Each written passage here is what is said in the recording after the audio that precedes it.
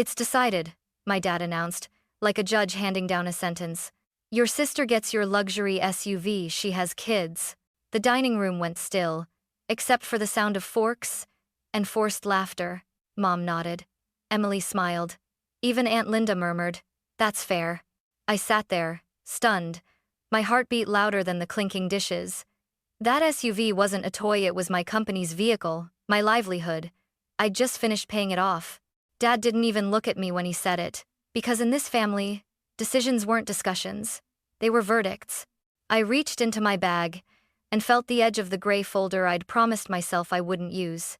But when everyone nodded like my life was negotiable, I pulled it out. "Funny you should mention kids," I said softly. "Here's what Emily did with her last car," and Aunt Linda gasped.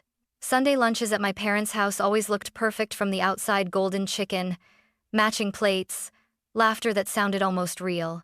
But I knew the truth. Every meal came with a price. Dad sat at the head of the table, like always, carving meat as if slicing through anyone's opinion.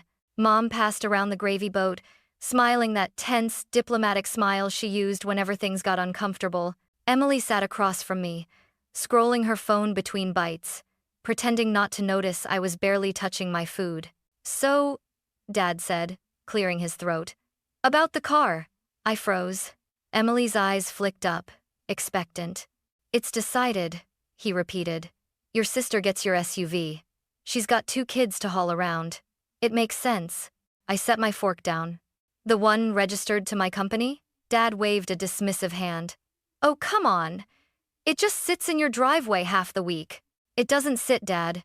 It works. I drive clients in it." "Then drive them in your sedan," Mom interrupted gently. "You're single. You don't need something that big." Emily smirked. "Seriously, Abby, you can afford another one." That sentence hit harder than I expected. Because it wasn't just about the car, it was about every favor that was never a favor. Every small thing that turned into a financial sinkhole I was too polite to call theft. "I can afford it," I said slowly. "But that doesn't mean you get to decide what I do with it." Dad sighed, exasperated. "Don't start this again. Family looks out for family." I stared at him. "And who looks out for me?" The air shifted. Mom's smile faltered. Aunt Linda coughed softly, trying to break the silence. Emily muttered something under her breath that sounded like, "Drama queen." I felt the folder inside my bag pressing against my side, like a reminder. I'd brought it in case I needed proof. Proof of what my family liked to forget when they rewrote history around the dinner table. "Can we just eat?" Mom whispered. "Let's not ruin another Sunday." Too late, I thought. It was already ruined the moment they decided for me. The moment my own parents forgot I wasn't a child anymore. I smiled tightly and reached for my water glass. "Sure," I said. "Let's eat." But in my head, something clicked. If this was the game they wanted to play, then I was done pretending I didn't know the rules. People think family debt comes with receipts. It doesn't. It starts small, "Can you help me out until Friday?" Here, "Just this once." There, and before you realize it, your life becomes the family's emergency fund. It started years ago, right after I opened my event planning company. Business was slow, but I was proud. I'd built something of my own. That didn't stop my phone from buzzing every few weeks. "Dad, Abby, can you cover the electric bill? We'll pay you back next month." "Mom, your sister's daycare raised rates again. You know how expensive kids are." "Emily, Ben's hours got cut, just a short loan, promise." And I always said yes. Because I could. Because I remembered when I couldn't. At first, it felt good, like I was finally useful, reliable, the adult in the family. But generosity became expectation, and expectation turned into entitlement. The first favor was $50, then $300. Then my signature on Emily's car lease because, in Dad's words, "You have better credit." I told myself it was temporary. I told myself this was what family does. But every thank you came with another request. When my business finally took off: weddings, corporate events, sponsorship deals, the calls changed tone. They stopped asking if I could help, and started assuming I would. "Abby will pay," Dad said once, jokingly, when Mom wanted a new patio set. Everyone laughed. I didn't. I started keeping a spreadsheet: dates, amounts, reasons. I wasn't keeping score. I was trying to stay sane. I wanted to prove to myself that this quiet exhaustion wasn't in my head. Still, I said yes, even when I didn't want to. Because it was easier than the guilt. Because no one likes the daughter who says no. One night, I was on a video call with a client while Emily texted nonstop about needing gas money. I sent it just to make her stop. A minute later, she posted a picture at a cocktail bar with the caption, "Finally a break." That was the first time I closed my laptop and screamed into a pillow. When I confronted her later, she rolled her eyes. "It's just $20, Abby. Relax." I wanted to. God, I wanted to. But that pattern, the constant taking, the emotional guilt disguised as family love had become a second job I never applied for. And the worst part? No one even noticed what it cost me. That SUV wasn't just a car. It was my boundary line. And now, they were crossing it again. The night it happened, I was halfway through designing a wedding seating chart when my phone rang. Emily's name flashed on the screen. It was nearly midnight. Her voice was trembling. "Abby, it's not that bad, okay? It looks worse than it is." My stomach dropped. "What are you talking about?" "There was a little accident. But Ben says the car's fine." "Where are you?" "Maple and 3rd. I knew that intersection, a blind curve, no streetlights, an old stop sign. By the time I got there, blue and red lights painted the night like a crime scene. Mom's silver sedan, which used to be mine before I gave it to Emily, was smashed against a pole. The airbags hung like ghosts. Ben stood off to the side, face flushed, waving his arms at an officer. "She overcorrected," he insisted. "The alignment's trash on this thing." "Oh, Des." Emily sat on the curb, mascara streaking down her cheeks, a cut on her wrist. "Are you okay?" I knelt beside her. She nodded quickly. "I wasn't drunk. I swear. I only had half a glass." Half a glass. The cop nearby didn't look convinced. They let her go after a breath test barely under the limit. But the report said it plain. Driver admitted alcohol consumption, loss of control, minor property damage. A week later, I got the call from the insurance company. The car was still under my name. I was the emergency contact. "Miss Carter, we just need your signature to finalize the claim." I didn't even argue. I signed. Because that's what I did. Cleaned up, paid up, shut up. Emily promised to cover the deductible. She never did. 2 months later, when I gently reminded her, she snapped. "God, Abby, it's just money. You act like I totaled your soul or something." That line stuck to my ribs. Because maybe she had. After that, I started printing everything. Emails, receipts, police reports. Not to weaponize them to remember. Because my family had a habit of forgetting their own mistakes and rewriting them as misunderstandings. So when Dad said, "Your sister gets your SUV," my first instinct wasn't anger. It was déjà vu. History repeating itself, except this time, I wasn't the quiet cleanup crew. That gray folder on the passenger seat of my car, the one I brought to Sunday lunch, wasn't a threat. It was a timeline. A record of how many times I'd been made to feel like generosity was my only value. I told myself I wouldn't open it. I told myself I'd stay calm. But somewhere between "she has kids" and "be reasonable," something inside me snapped. And when I reached for that folder, I knew this time. I wasn't just bringing evidence. I was bringing the truth. It was a Saturday morning when I found out I'd been erased. I wasn't snooping, just scrolling through Instagram when my cousin Haley's story popped up. A cheerful screenshot of a family video call. 8 smiling squares. Dad, Mom, Emily and her husband, Ben, even Aunt Linda. Caption: "Family planning meeting, teamwork makes the dream work." I stared at it, cold spreading in my chest like spilled coffee. My face wasn't one of the squares. They'd held a family meeting without me. I took a screenshot before I could stop myself. Then my phone rang. "Mom." "Hi, honey. Just checking in. Are you coming for Sunday lunch tomorrow?"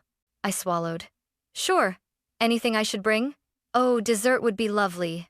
And your father wants to discuss something about the car." My throat tightened. "The SUV?" She laughed lightly. "Yes, dear. Don't be dramatic. We'll talk tomorrow." Click. Call over. Not even a pause long enough for me to ask why I hadn't been invited to the meeting. I sat there for a long time, staring at that screenshot. There it was, the whole family, grinning, plotting, deciding. That's when I pulled out the gray folder again. It was sitting in my desk drawer, buried under old contracts and invoices. I wiped off the thin layer of dust. Inside were copies of the police report from Emily's crash, receipts of payments I'd covered, and a spreadsheet I hadn't opened in months. Column after column of numbers, neatly labeled: gas money, car repairs, daycare fees, credit card holds. It looked sterile, but every line was a bruise. For a moment, I almost deleted it all. Maybe I was overreacting. Maybe I was the problem, the one who couldn't just let things go. Then a message pinged on my phone, a group text from family chat. I still hadn't left it. Dad, big talk tomorrow. Everyone, be on time. Don't start without dessert, Abby. Mom, make sure you print that recipe I love. Emily sent a laughing emoji. That was it. No hint, no warning, no inclusion. Just orders disguised as warmth. I leaned back in my chair and stared at the folder. I wasn't sure what hurt more, being excluded or realizing I hadn't even been surprised. For years, I'd accepted my role, the provider, the fixer, the quiet peacekeeper, but something about that photo, those neat, smiling boxes, made me see it clearly. I wasn't part of the family circle. I was the safety net underneath it. I closed the folder slowly and slid it into my bag. Not because I planned to use it, but because I finally understood. They only remembered me when they needed saving. Tomorrow, they'd remember me for a different reason. The smell of roast chicken filled the house when I arrived the next day. Everything looked perfect, as if nothing ugly could ever happen under that roof. Mom was arranging tulips. Emily was laughing about something Ben said. For a second, I almost convinced myself I could pretend again. Then Dad cleared his throat. Everyone here? Good. He tapped his fork against his glass like he was hosting a board meeting. Let's make this quick. It's decided your sister gets your SUV. She has kids. She needs the space. The room didn't go silent. It buzzed little approving hums, nods, the clink of glasses. Emily smiled at me over her wine glass, like she was doing me a favor by taking it. Wait, I said. You've decided that without me? Dad didn't even blink. You've always been practical, Abby. You'll understand. Understand? My voice came out sharper than I meant. That my work car, the one registered to my company, just got reassigned like it's a hand-me-down stroller? Don't exaggerate, Mom said softly, refilling her own glass. You can afford another one. You're single, no kids. Emily's situation is different. Different how? I asked. Because she makes bad choices and I clean them up? Abby, Mom warned, her tone slicing through the air. Not at the table. That's the only place you people ever talk to me. Emily rolled her eyes. God, you're so dramatic. It's just a car. I felt heat crawl up my neck. You said the same thing about Mom's sedan last year. Remember how that ended? Emily's smile faltered. That wasn't my fault. The alignment was perfect until you drank half a bottle of Merlot and crashed it into a stop sign. Aunt Linda's fork froze midair. Oh my, she whispered. Dad's chair scraped loudly against the floor. That's enough, Abigail. Is it? I said, reaching into my bag. My fingers found the gray folder. Cold, heavy, unforgiving. I set it on the table. The sound of it landing was louder than any shout. Funny you should mention kids, I said, sliding it toward the center. Here's what your precious mother of two did with her last car. Mom blinked. What's that supposed to? I flipped the folder open. Photographs, crumpled hood, bent stop sign, police report, breathalyzer results, insurance forms with my name. Aunt Linda gasped out loud. Good heavens. Emily's face drained of color. Ben muttered. That's not fair. It's not fair? I snapped. You totaled a car under my name. I paid the deductible, the fine, and the towing. You never paid me back. Dad leaned forward, veins in his neck visible. Are you trying to humiliate your sister in front of family? No, I said calmly. I'm trying to stop you from stealing from me again. You watch your tone, young lady. No, you watch yours, Dad. Because every time you say, family looks out for family, what you really mean is Abby pays for everyone else's mistakes. Silence. Thick and sudden. Even the kids upstairs stopped running. Emily's lip trembled. You've changed. Good, I said. Because the old me would have said nothing. Mom reached for my hand, her voice syrupy sweet. Sweetheart, we're just being practical. I pulled away. Practical would have been telling me before you made the decision. Dad's jaw tightened. You're overreacting. Maybe, I said. But at least I'm reacting. Finally, Aunt Linda whispered. Let her talk, Tom. Dad glared but didn't stop me. I pointed to the folder. That's not just a mistake. That's a pattern. One you all keep pretending doesn't exist. Emily folded her arms. So, what now? You're keeping the car out of spite? No, I said. I'm keeping it because it's mine. And because the next time someone crashes under my name, my company could lose everything. You'd put business before family? Mom asked. I'd put sanity before guilt. The room went completely still. For the first time, no one had a comeback, not even Dad. I gathered the papers, slid them back into the folder, and stood up. Next time you make a decision about my life, I said quietly, make sure I'm in the room. No one said a word as I walked to the door. Behind me, the silence broke not with shouting, but with the sound of forks clinking against plates again, as if nothing had happened. But something had. For the first time in my life, I hadn't apologized. And that, more than any car, was the thing I planned to keep. Sit down, Abigail, Dad ordered. His voice carried that same authority that used to make me freeze as a kid. But not today. No, I said, my voice steady. I'm done sitting quietly while you all decide what's fair for me. He stood up, towering over the table. You're making a fool of yourself. Am I? I met his eyes. Or am I just not playing the fool anymore? Mom's voice trembled. Abby, please, this isn't how family talks. That's funny, I said, laughing bitterly. Because this is exactly how family talks, at least our family. You talk, I listen, you take, I pay. Emily slammed her palm on the table. You don't understand what it's like raising kids. Oh, I understand perfectly. I shot back. You make bad choices, and everyone else pays for them. Then you call it sacrifice. Her husband Ben muttered. That's low. Low? I snapped.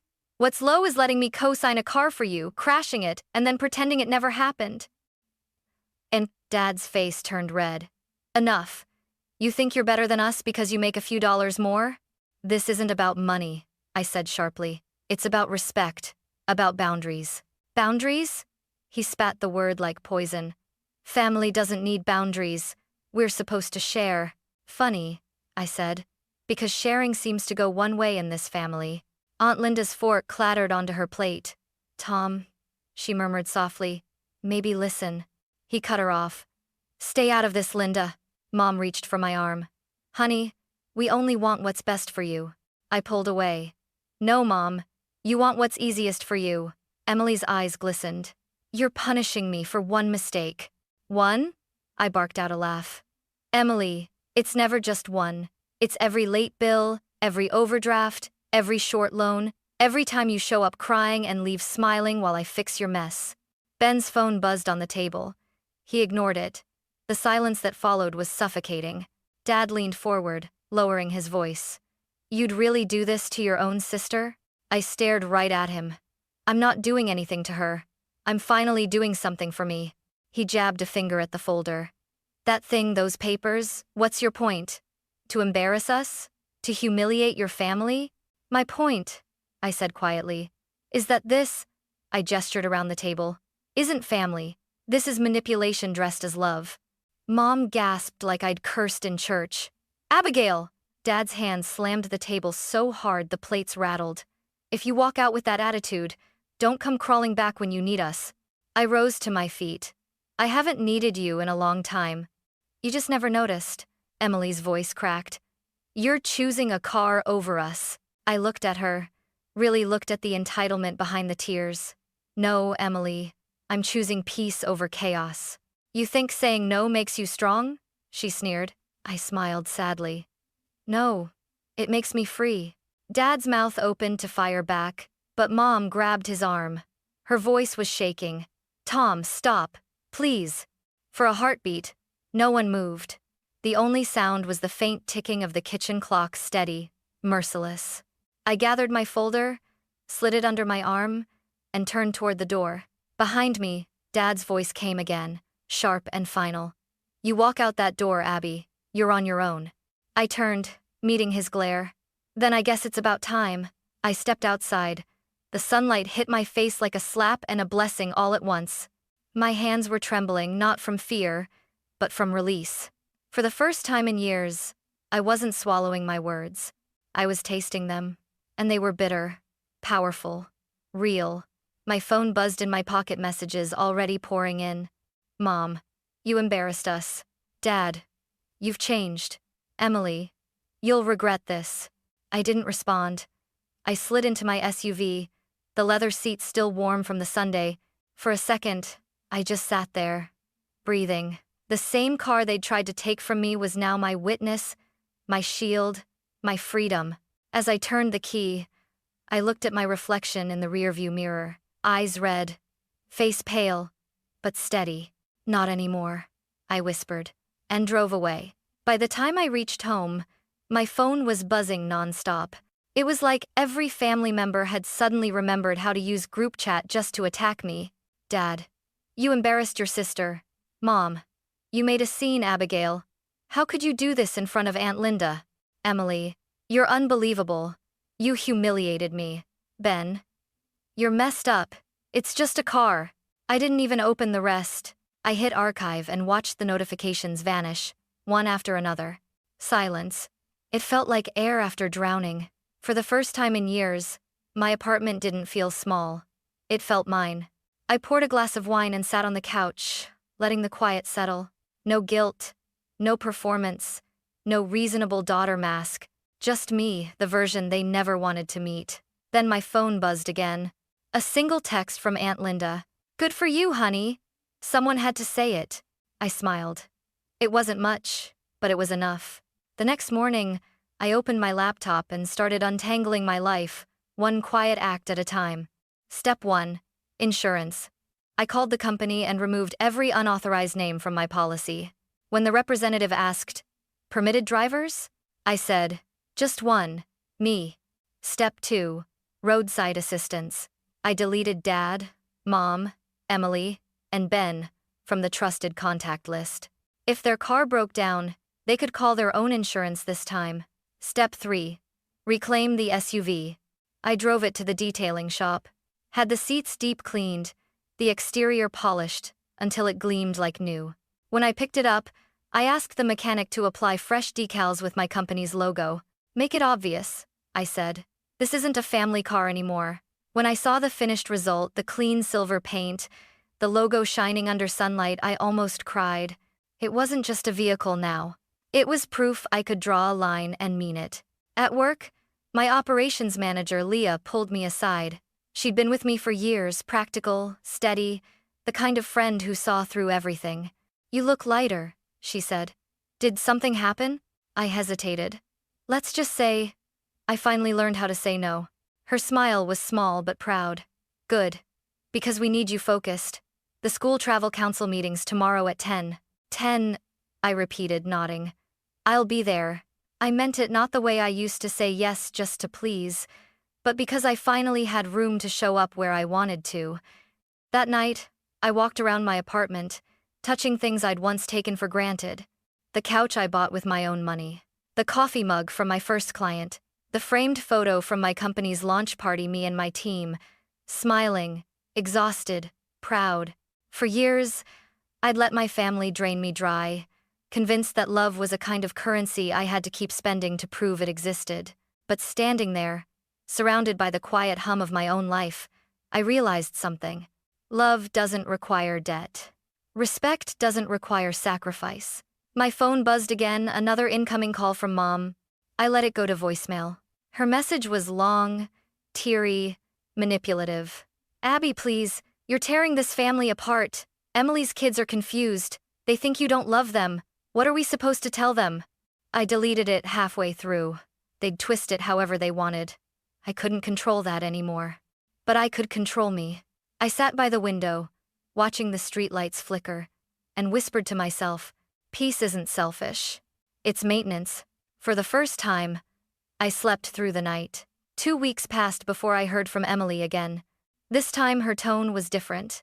"Abby," she said over the phone, her voice small, "our stroller doesn't fit in our car. I'm not asking for your SUV, I swear. Do you know anyone selling a used minivan? Maybe one of your clients?"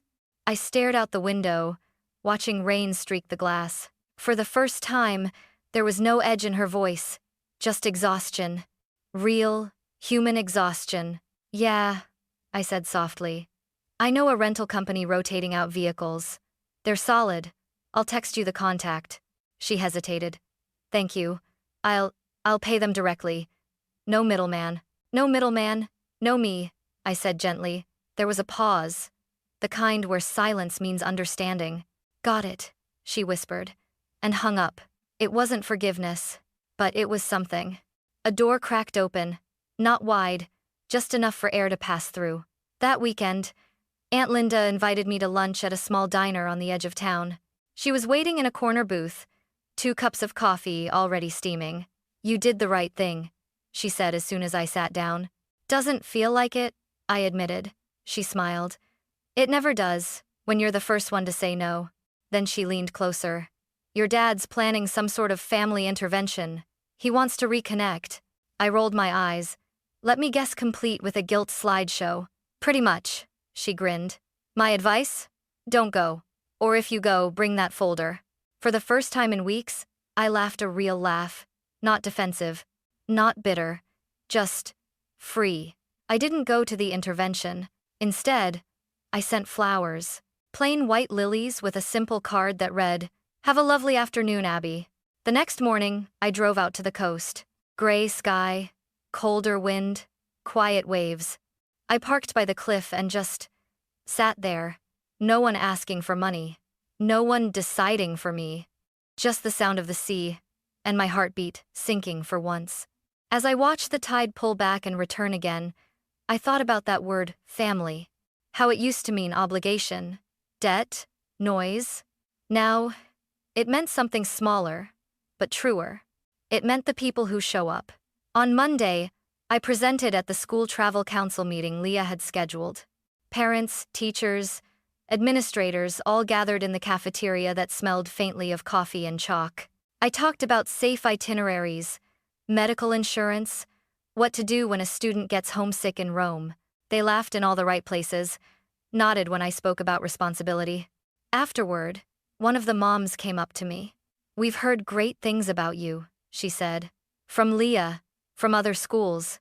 You really show up." She handed me a deposit check right there, smiling. I accepted it with steady hands. That moment felt bigger than any apology my family could have given. When I got home that evening, I found a postcard in my mailbox from a client family I'd helped weeks ago after their flight got canceled. The front showed their little boy in Italy, grinning, holding a gelato bigger than his head. On the back, it said, "We made it. You saved our trip. Thank you for showing up." How and I pinned it to my fridge next to a sticky note that read, "No new entries." That night, I cooked pasta and watched a movie alone. For once, alone didn't mean lonely. It meant quiet, whole, mine.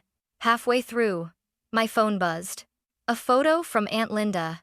Emily's kids sitting in the back of a used minivan, grinning, crumbs everywhere. Her caption, "They did it." I stared at the picture for a while, then typed back a simple. Not because I didn't care, because that was enough. People love to say, family looks out for family. Dad used it like a weapon, but I've redefined it. Family isn't who drains you dry and calls it love. It's who stands beside you, no strings attached. My team, my friends, the clients who trust me, the people who show up, and maybe, someday, even Emily, if she learns to stand on her own too. As for me, I'm done being the quiet wallet. I'm the woman behind the wheel of her own life again. And this time, it's decided by me.